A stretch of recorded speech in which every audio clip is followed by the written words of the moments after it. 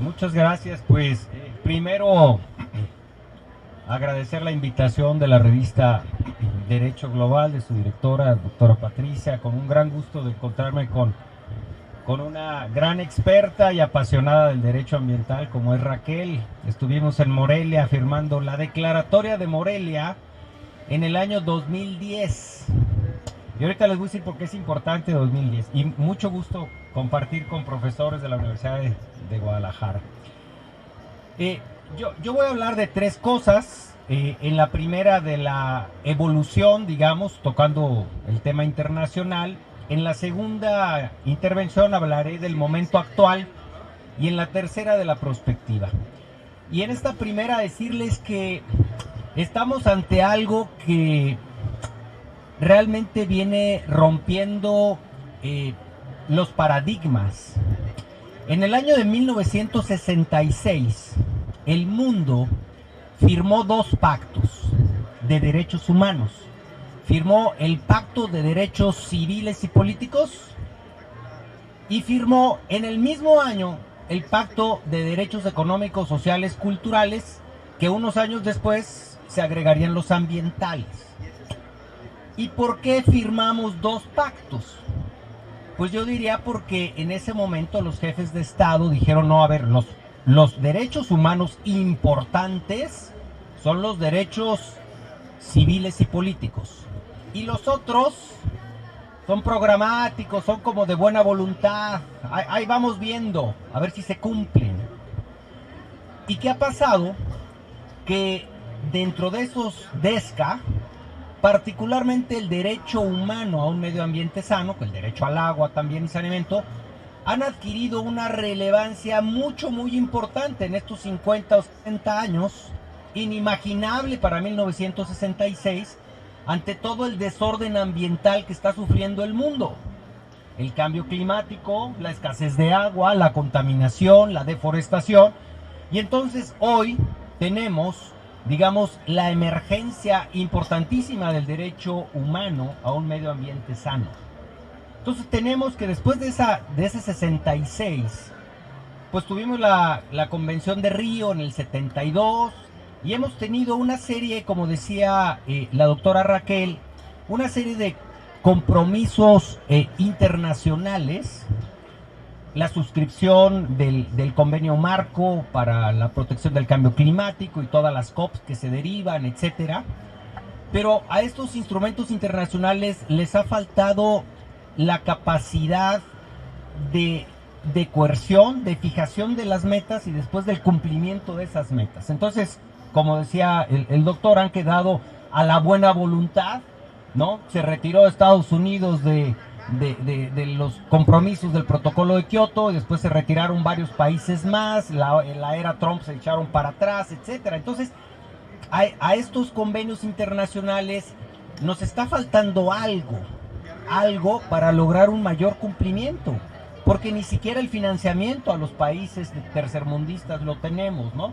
Los procesos tradicionales que manejan muy bien los economistas y sociólogos de la explotación de recursos de la zona sur o del tercer mundo, pues sigue ocurriendo, ¿no?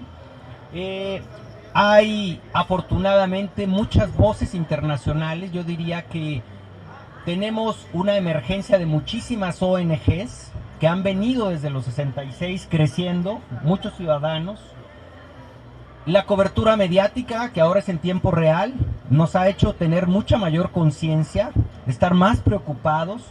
Los procesos educativos, las nuevas generaciones, ustedes, ya están más preocupados por el tema ambiental y lo hacemos bien.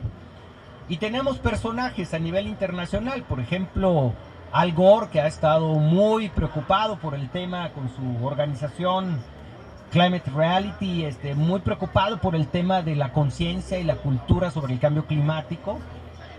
Que Acapulco hace unas semanas acaba de ser un ejemplo clarísimo de que sí está ahí y sí es verdad. Incluso figuras religiosas, ¿no? De varias religiones, pero el Papa, el Papa hizo la declaratoria de nuestra casa común y hace unas semanas también hizo una nueva declaratoria sobre el cambio climático. Y en México, ¿qué pasa? Fíjense ustedes que esto es interesantísimo, porque en el mundo, en el planeta, digamos, se vienen tocando los temas hace 50 años, varios países se nos adelantaron, del cono sur y de Europa no se diga, los países desarrollados también, y en México no teníamos mayor cosa, ¿eh? O sea, hasta antes del 2010 no teníamos instrumentos para defender el medio ambiente. Teníamos la visión muy estrecha del interés jurídico, que era, a ver, tú dañaste el medio ambiente, entonces, digo, les voy a dar un ejemplo así muy sencillo, entonces el juez decía, oye, a ver, enséñame tu factura de que tú eres el dueño del medio ambiente, ¿no? O sea, me chocaron mi coche, enséñame tu factura del coche para demostrar que tú eres el dueño del coche y entonces te puedan pagar, ¿no? No, dañaron el medio ambiente, oye, tú eres el dueño del medio ambiente, ah, no, entonces no tienes interés jurídico. No, a ver, espérame, ¿no? Ese concepto de interés jurídico se ha ampliado al interés legítimo y ojalá que se amplíe más al interés universal. Por ahí tengo un paper que habla del tema en donde tendríamos, Raquel, no sé si estés de acuerdo, de ampliar esta cobertura. Pero en ese año 2010 platicábamos con Raquel en Morelia y veíamos que tenía que cambiar, que teníamos que hacer instrumentos, procedimientos para proteger el medio ambiente. Y sí hicimos. Yo tengo un artículo con una revista que se llama The Journal, bueno, ya hago la competencia, pues otra revista de la Universidad de Colima, en donde hablo de la pentadimensión del derecho ambiental. Entonces, regulamos tanto que hoy tenemos 5 vías. Tenemos el derecho civil tradicional con la responsabilidad civil objetiva, pero también ahí clavamos las acciones colectivas con la reforma. Luego tenemos en la vía constitucional pues el amparo, que ha funcionado muy bien, inesperadamente ha sido la vía más importante. Tenemos la vía penal con los delitos ambientales, que la verdad es que no ha funcionado, salvo su mejor opinión. No es una vía que haya funcionado, hay muchísima corrupción, no se logran las cosas por ahí. Luego tenemos la vía administrativa, que era tradicional también, con la denuncia popular. Y luego tenemos una ley que se hizo de manera especial, de la Ley de Responsabilidad Ambiental.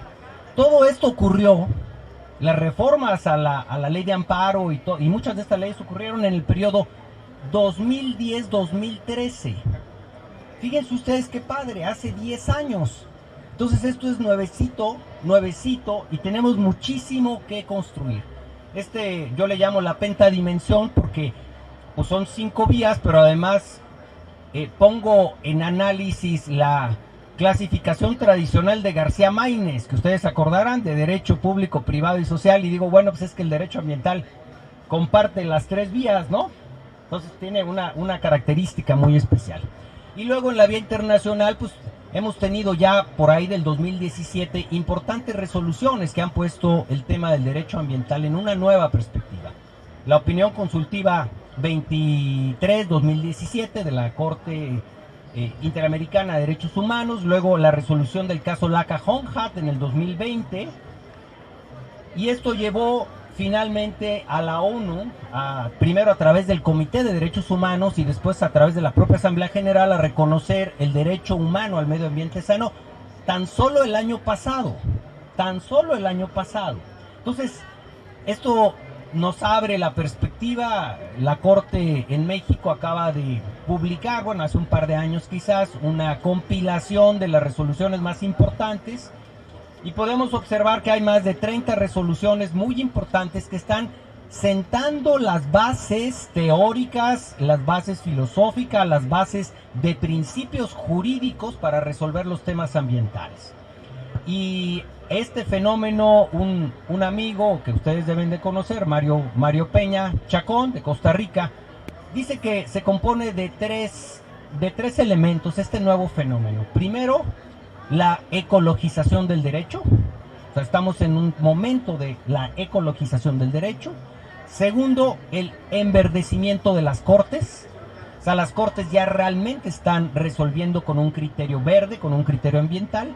Y tercero, la fertilización cruzada. Es decir, los tribunales están tomando los mismos parámetros, similares, criterios, para resolver una serie de asuntos jurídicos ambientales. Y digamos, esto lo pongo de manera apretadísima, pues como el contexto general de la evolución y del avance. y en las próximas dos intervenciones tocaré los otros temas.